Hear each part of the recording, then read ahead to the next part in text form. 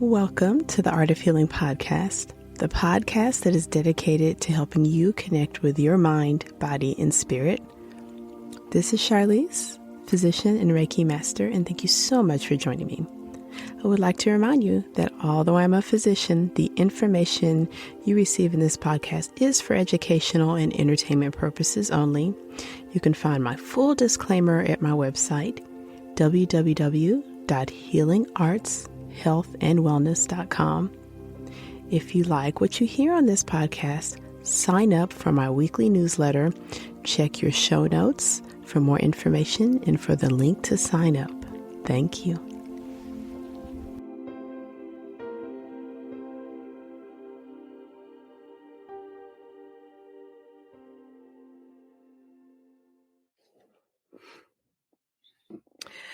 Hello, Art of Healing podcast listeners. Thank you so much for joining me for today's very, very special episode.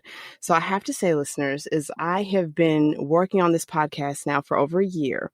I had been praying for a very special person to come along, and she has arrived.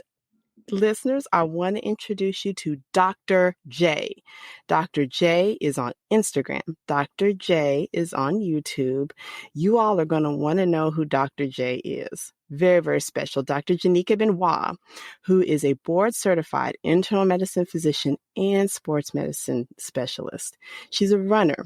She's an exercise enthusiast, and she's a former ACE-certified personal trainer. Listeners, I don't know if you can get much more powerful than that as far as a healer. Not only does she enjoy caring for athletes, she also has a passion for preventing chronic disease through using exercise as medicine, so people can avoid taking pills or cut back on their pill bottles. She's an osteopathic physician, so she focuses on treating the whole body and providing practical ways to exercise so people can live more fully and have a life transformation from inside and out. Listeners, I know that you all are used to sort of my tone, and I would definitely say as far as like the elements, I'm probably more of an air and more of an earth. Now I bring the fire. Dr. J, thank you. Hi, Dr. Charlize. Thank you so much for having me. That was an amazing introduction. I am definitely a ball of fire, so y'all get ready. Whoosh. It's going to be on and popping.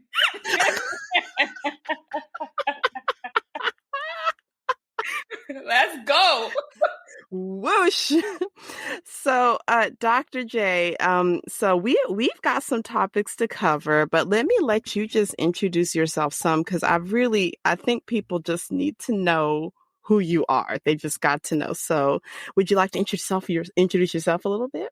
Of course. So as Dr. Charlize already mentioned, I am board certified in internal medicine and fellowship trained in sports medicine. And I can remember during my second year of residency, had one specific day, and I just wanted to go home. It was a tough day, and I just could not wait to get to my place of solace, and that was my bed. And as I sat on my bed with the covers over my head, I thought to myself that I felt very similar to my patients. And what I felt was, much like my patients who were overwhelmed of taking their pills, I was overwhelmed of having to constantly refill those pills. Much like my patients who sometimes didn't even know what their pills were because they were confused by the huge names or the purpose of the pills. I didn't know what my why was as a doctor. I got into medicine, but I started to forget why I was there in the first place. Much like my patients who felt that they were not in control of their health because their health was being maintained by all these pills, I felt that I was not in control of the trajectory of my career. And to me, it was like looking down a dark tunnel with no end. I thought to myself, what am I going to do from here? What am I going to do when I'm actually a practicing attending physician? And I thought to myself, well, exercise has taught me a very powerful lesson. Exercise has taught me the power of developing a habit. You see, because you cannot develop a habit if you just do it once. It's a habit. You have to consistently maintain it. And that's what I love to teach my patients is developing a habit. And I actually have a method to developing a habit so people can use exercise as medicine. The method is called HABIT, and it stands for H, healthy mindset, A, affirming new beliefs, B, believing greater, I, incorporate change, and T, transforming lives. Because as a physician, that's what I want to do. My mission is to transform the lives of my patients, and people that I encounter who come into my presence. So that's my story, and I'm sticking to it. Oh my gosh, listeners, and I will make sure you know where to find Dr. J. I would definitely say you want to jump on board now because this woman is going places. So of course I'll include all that info in the show notes. You'll have it all over social media. Dr. J, on the Art of Healing podcast, we've been discussing matters of the heart. With the listeners, we've been discussing something we don't hear a lot about, which is the autonomic nervous system. And in some of the previous blog posts and podcasts, we talked about the sympathetic and the parasympathetic nervous system. And listeners, I'll make sure to list in the show notes where to find that info. I know those are long terms, but I am convinced we can all get very comfortable using those terms. But of course, I want to ask Dr. J about the sympathetic nervous system and using exercise to engage it in a healthy way. So, in our topic so far, we've talked about meditation, we've talked about rest, we've talked about mindfulness, but we need the yin and the yang. And I think we got the perfect person here for the yang, which is how can we engage exercise to get that sympathetic nervous system going in a healthy way? Yes. So first, I'd like to preface that by saying there already, as you're talking about the cardiovascular system, so there are cardiovascular diseases such as high blood pressure and heart failure that are often associated with sympathetic nervous system overactivity, right? So there has been evidence that shows that exercise can reduce hypertension and therefore decrease elevated levels of sympathetic nervous activity. So if you're not, if you're a person who may be new to exercise or are maybe on the fence of starting an exercise routine, the easiest thing that you can start with is just by simply walking, right? And now it kind of seems almost too good to be true, but you also want to create it as a challenge as well. So let's say on your normal every day that you're just simply walking to your car or to the grocery store. And those are, a couple of minutes at a time. I like to challenge you to create a walking program. You can start by, walking for 20 minutes. Then the next week you can up that to add another 5 minutes or another 5 minutes. You can even add a little brisk and little pep in your step just to get the cardiovascular system working. So I like to provide practical tips on how we can exercise. And that is one of the most practical tips that you can start by exercising if you're one that doesn't have an exercise routine already or is new to the whole concept of exercising. Nice. And listeners, I think it'd be great to take us along with you. If you're listening to the podcast right now and you're just kind of hanging out, maybe throw your shoes on and get a little bit of a walk for the rest of this episode. Why not? Mm-hmm. So my next question for Dr. J is many of my patients have very little confidence when it comes to exercise. And they share with me that as they're looking for inspiration, they're seeing images of these young, beautiful bodies that are doing all these extreme exercises, climbing mountains and doing planks on the edge of a cave or something like that.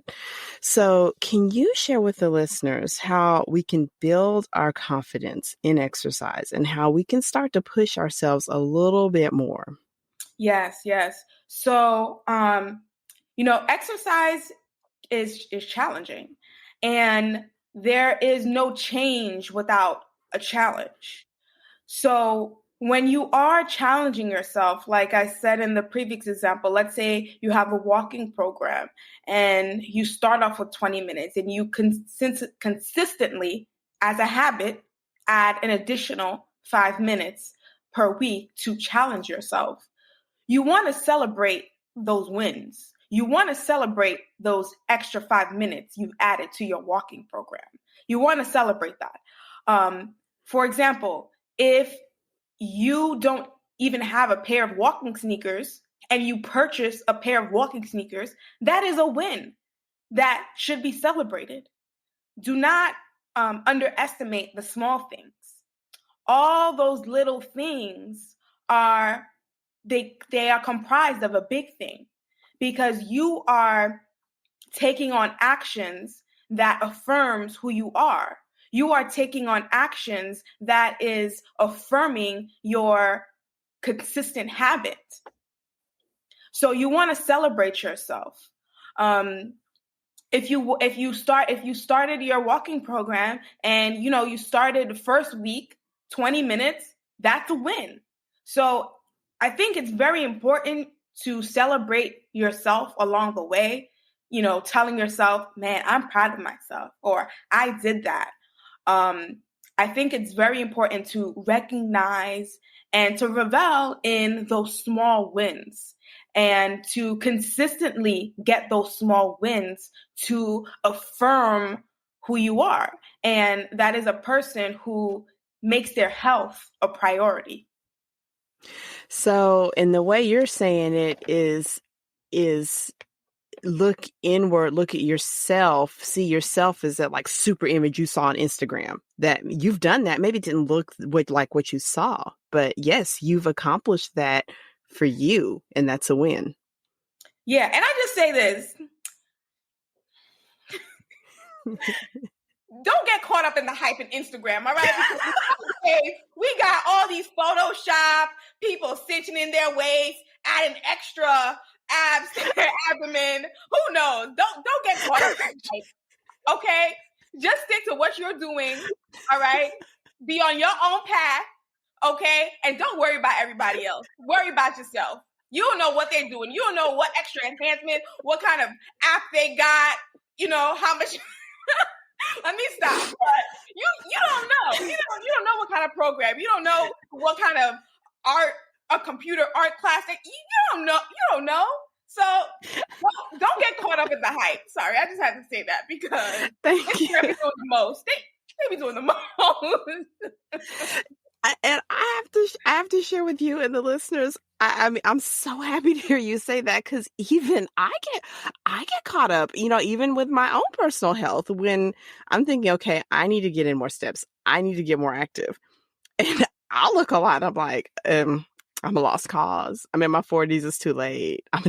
So it's good to hear that, like, you know what? That's not always the truth. That doesn't keep me on my path. And I know that too. But thank you so much for reaffirming. Oh, no problem. That's what I'm here for. So I don't have to do plank on top of my car to feel like I work my core. Right, Okay. right. So my next question for Dr. J is, how do you recommend we actually set exercise goals? And I mean, I'm asking for the listeners and I'm asking for myself, to be frank, like what's the best way for me to set an exercise goal? Let's say that like, let me think of a good example. Let's say that we've got a listener who's like, just learned they're diabetic. And I'm just gonna fill in the blanks for this person. But let's say, it's during the pandemic, they've gained about 20 pounds. Let's maybe say that they started working from home. They used to work in an office, and they're not feeling great. They're tired. They're hungry a lot. They know they got turns around, but let's say they just came in to see you or me, and they just found out they're diabetic. They got that A1C back, and it's 9, and they're going to have to treat this thing. But how would you recommend that individual set an exercise goal? Yeah. So no, I really feel you when you mention the person, because that's a real life example. That is such a real life example. That's something that I've seen very often, and I think with that, it's not even starting with the exercise. It's starting with your mindset, because that's a lot to take in. It's a lot to take in to hear that you're diabetic. The A1C is 9%. You're tired. You don't know what to do. That's a real life example. So for me to start with, okay, exercise, that may be overwhelming for that person. So for that person, I would want to start with their mindset and let them know that, number one, they have the ability to overcome this A1C of 9%. That's the mindset that they have to start with. They have to understand that this is not a death sentence, okay? This is not something for them to feel bad about.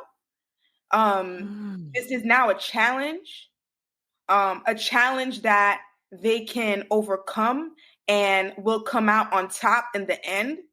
This is a challenge that they're willing to work for, because they have people depending on them, such as their family. Okay. This is a challenge that they're willing to, prove to their, people close to them that they're able to do it. And it's so much more than them. It's about, family. It's about, close friends, because they want to be there in this life to help support their family members. So that's where I would start, because that's a lot to take in. It is a lot to take in when you get that A1C, it's 9%, and all you think is doom and gloom. And I want to let that person know that it doesn't have to be doom and gloom. It doesn't have to be doom and gloom. You can overcome that. You can overcome that. So, and then the next thing I would say is start with positive affirmations. Tell yourself that I will overcome this. I am overcoming this. And I love affirmations because, and sometimes some people think that they're like woo-woo and don't really work. But the real way to actually use an affirmation, number one, you have to believe it. If you don't believe the affirmation that you're telling yourself, it's not going to work. And you have to consistently say it. So it has to become a habit. So, for example, you can say, I will overcome this, right? And you say that multiple times to yourself. You can remind yourself by placing a reminder on your phone to say that affirmation to yourself. You can place a sticky note at a place that you're always consistently are, such as maybe your laptop at work, or on your dashboard when you're driving, or on the refrigerator. So you have to repeat those affirmations. And when you say it enough times to yourself, you start to believe it, and you can progress your affirmation. So you can go to, I will overcome this, to I am overcoming this. I'm doing it right now. I'm overcoming this because I'm changing my mindset about it. I'm overcoming this right now because I don't think that this is a doom and gloom sentence to me. I am overcoming this because I know that I'm going to get my A1C at goal below 7%. I am overcoming this because I have people who are depending on me and who need me. I am overcoming this because I am who your creator or whatever you believe says you are. So I would start with that, and then after doing all of that, is start looking at your schedule and looking at where you can incorporate exercise, because most of us are busy, and if you don't take time to schedule the exercise, it's not going to happen. It's not happening. So looking at your schedule and looking at where you can incorporate exercise, and when you are scheduling it, you need to keep in mind what exercise you're going to do, how long you're going to do it for, where you're going to do it. So there's information that you need to think about beforehand before you actually start an exercise program. Do you have all the supplies? Do you have walking sneakers? Do you have leggings or sweatpants or anything like that? So that's how I would start off to that person who recently found out that she has an A1C of 9%. Yeah. And in your advice, I just like to highlight to the readers, and your energy is just so amazing. I cannot tell you, oh my gosh. But you honed in immediately on coming into the mind. I hope the readers, and even if you want to rewind that back, Dr. J, when I presented what is a real patient both of us have dealt with, that Dr. J took us back to the mind. She said the mindset first, then the planning. Everything she said right now is so doable as far as healing your body. Not once did she throw in there, now get out there and run 10 miles. She didn't say that. She actually brought us back inward to our mind. She mentioned affirmations. You said, is it woo-woo? And I'll tell you, this show is all woo-woo. You can't get too woo-woo for Art of Healing. We are pretty woo-woo. We meditate once a month. We talk about Reiki. We get pretty woo-woo on this podcast. I love it, though. But we are very woo-woo. We are chanters and meditators.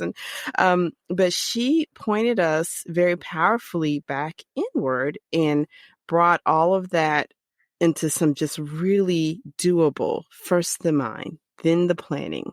So I would like to highlight that for the listeners, if you're feeling overwhelmed, which anyone would feel overwhelmed. It doesn't have to start off so big. We start off with just ourselves first. I have one more question for you, if you don't mind. Is it possible to be getting too much exercise, and particularly for those that are dealing with illnesses like high blood pressure, hypertension, diabetes, that are often maybe a little bit so driven, they're really pushing themselves. Can they push a little too hard, or is there a way to know if they're pushing themselves too hard? Yes. So I'm going to get a little bit medical, because in sports medicine, this is something called overtraining syndrome. And this occurs when someone's performance declines despite increasing their intensity. And in the medical literature, in the sports medicine literature more specifically, this has been usually ascribed to competitive athletes. But, your everyday person who exercises for their health or is trying to adopt a more healthier lifestyle can also be susceptible to this as well. And this happens by doing too much too soon, or not having attained a level of fitness to perform specific exercises.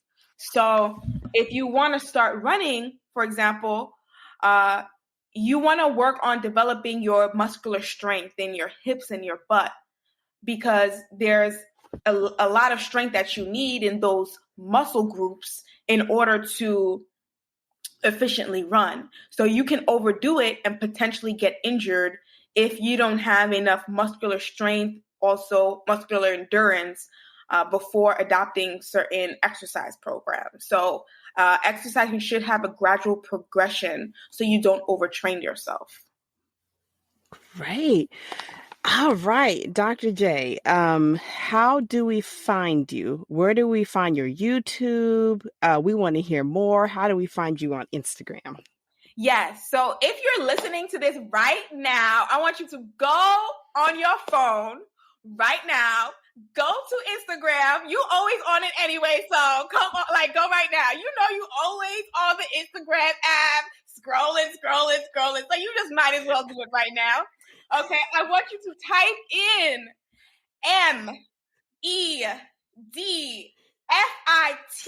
MEDFITDO. Bam, that's me. Okay, I want you to click the link that's in my link tree. Okay, I want you to click on my YouTube channel. I want you to hit subscribe. I want you to also download my freebie, which is 5 tips to increase your motivation to exercise with type 2 diabetes and high blood pressure. I want you to type in your name and your email. Oh, okay. I want you to go back to the other page, like X that one out and go back to Instagram and hit follow to my page. Okay, so that is what I want you to do right now. Like, don't even wait because you're going to forget. All right, so that is how you can find me. So, Dr. J, I cannot tell you how much of a pleasure it has been. I am signing up for your freebie because, I'm listening. And to be frank, I mean, me personally, I'm like, the overture, I'm like, whoa, let me listen to this because I have goals I need to achieve. So, and I know my listeners are feeling some of the same. They're in all different places. Some are runners. Some are expert and want to push a little bit further. Some are feeling overwhelmed. Know it's time to get moving. Have physical constraints that are getting in the way. And literally in this short podcast, you've helped all of us. That's amazing. Like you offered advice for every one of us for where we are. So listeners, I'm telling you, you need to get on her Instagram because if you are on there, you might as well get healthy. And her Instagram feed gets you healthy. It's like, this is stuff I actually really need. Dr. J, thank you so much. One more time, tell us the name of that freebie they can get. Yes.